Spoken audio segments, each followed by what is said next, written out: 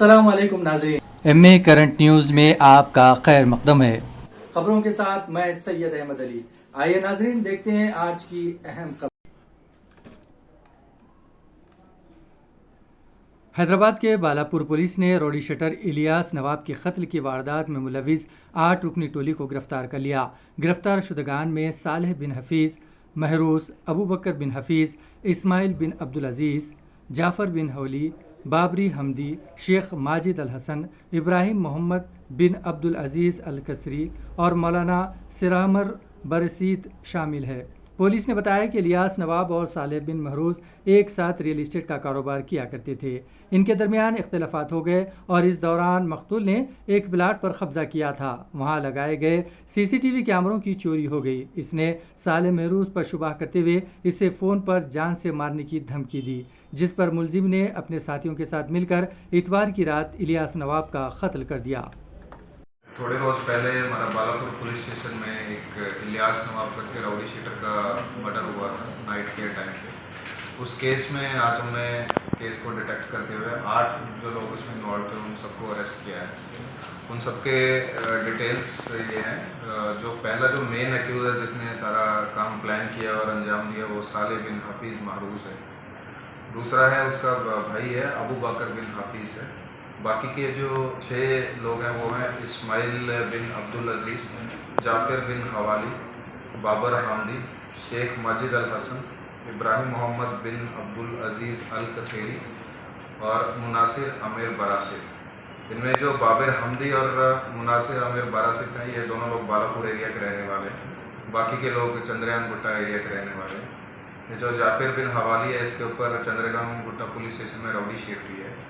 तो बेसिकली वाक़या ये है कि जो मरने वाला है इलियास नवाब उसका और जो मेन एक्यूज है हाफिज़ महरूस, इसके साथ में इसका बिज़नेस रिलेशनशिप था। इन दोनों ने मिलकर रियल इस्टेट का कुछ बिज़नेस किया। बाद में दोनों में आपस में डिफरेंसेस आ गए, कुछ रंजिशें हुई और उन्होंने साथ में काम करना छोड़ दिया। लेकिन फिर भी इनके बाद में कुछ इश्यूज़ चलते रहते थे, एक दूसरे के ऊपर शक करना, कुछ ना कुछ करते रहना वैसा। तो इसी तरह चलते हुए ये 20 तारीख के दिन एक आदमी है ज़करिया बाम, वो जो मरने वाला इलियास नवाब उसके घर के सामने से गुजरा तो वो सीसीटीवी फुटेज में कवर हो गया। तो 20 तारीख के दिन ही ये 8 लोग जो है एक बर्थडे पार्टी सेलिब्रेट कर रहे थे डिसीज़ के घर से थोड़ी दूर में।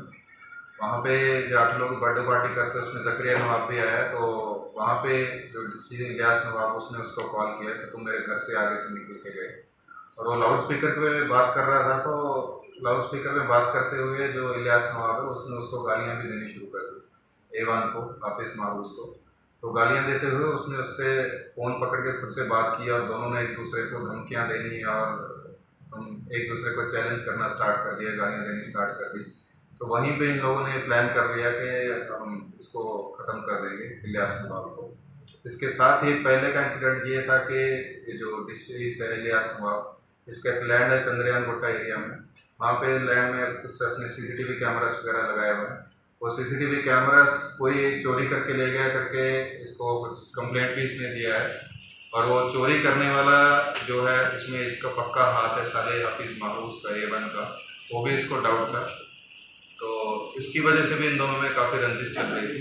तो जैसे ये 8 लोगों ने प्लान किया तो प्लान के हिसाब से ये लोग बर्थडे पार्टी से हैदराबाद के सिकंदराबाद भोईगुड़े आतिशबाजी वाक़े में जिंदा बचाने वाले नौजवान ने बताया कि इस रात क्या हुआ था। वाज़ेह रहे कि प्रियम नामी नौजवान स्क्रैप गोदाम में आग लगने के हादसे में महफूज रह गया। इसने बताया कि स्क्रैप गोदाम के मालिक की लापरवाही के नतीजे में ये हादसा पेश आया। इसके मुताबिक हादसे की रात इसके साथ दिगर 11 वर्कर्स 2 कमरों में महव थे। छोटे कमरे में इसके साथ 2 साथी महव ख्वाब थे, जबकि दिगर 9 वर्कर्स दूसरे कमरे में सो रहे थे। रात 3 बजे अचानक गोदाम में आग लग गई, जिसके साथ ही तमाम वर्कर्स ने बाहर निकलने की कोशिश की, लेकिन आग इस कदर ज़्यादा थी कि वो बाहर निकलने में नाकाम रहे। प्रेम ने बताया कि इसने किसी तरह बड़ी मुश्किल से खिड़की से बाहर निकलकर छलांग लगा दी और जान बचाने में कामयाब रहा, जबकि इसके साथी जिंदा जल गए।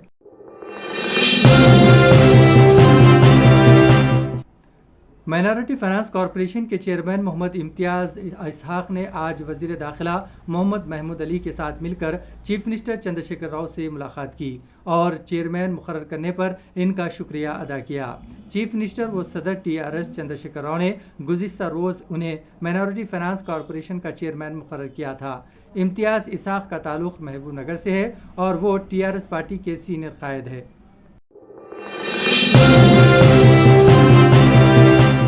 कर्नाटक के मुस्लिम कायदीन बशमूल अरकान असम्बली ने साबिक़ चीफ मिनिस्टर और कांग्रेस के सीनियर लीडर सिद्धारमैया से मुलाकात की और इनसे रियासती असम्बली में हिजाब का मसला उठाने की अपील की। कर्नाटक हाईकोर्ट ने तालीमी इदारों में हिजाब पर पाबंदी को चैलेंज करने वाली कई अर्जियों को खारिज करने के बाद साबिक़ चीफ मिनिस्टर के साथ मुस्लिम कायदीन की मुलाकात काफ़ी अहमियत की हामिल समझी जा रही है।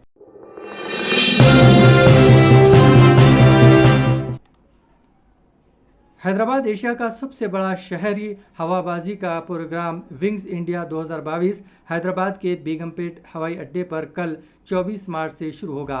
आज़ादी का अमृत महोत्सव के 2 साल मुकम्मल होने पर प्रोग्राम का 5वां एडिशन इंडिया 75 हवाबाजी की सनत के लिए अफ़क़ के मरकज़ी व मौजू के साथ मुनक़िद किया जाएगा। 4 रोज़ा इस शो का अहतमाम शहरी हवाबाजी के वजारत और फ़िक्की के ज़रिए मुश्तरका तौर पर किया जा रहा है।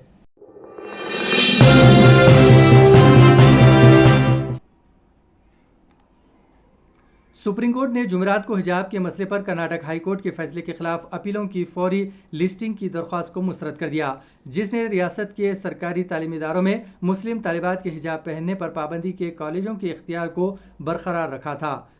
शफा नामी तलबा की तरफ से सीनियर एडवोकेट देवदत्त कामत ने सुप्रीम कोर्ट के चीफ जस्टिस NV रमना के सामने ताज़ा दरख्वास्त पेश की, लेकिन चीफ जस्टिस ने दरख्वास्त गुजार से कहा कि वो इस मामले को सनसनीखेज़ ना बनाएं और मामले की समाअत के लिए कोई मखसूस तारीख से इनकार दिया समाअत के लिए कोई मखसूस तारीख देने से इनकार कर दिया, जिस पर एडवोकेट देवकामत ने कहा कि तलबा जो दरख्वास्त गुजार हैं इनके इम्तिहान करीब आ रहे हैं, जिसका जवाब देते हुए चीफ जस्टिस ने कहा कि इसका इम्तिहानात से कोई ताल्लुक नहीं है, इस मामले को सनसनीखेज़ ना बनाएं। इसी के साथ नाज़रीन खबरनामा यहीं इख्तिताम पजीर होता है। हमें सारी टीम के साथ इजाज़त दीजिए और हाँ, सब्सक्राइब कीजिए, लाइक कीजिए और शेयर कीजिए।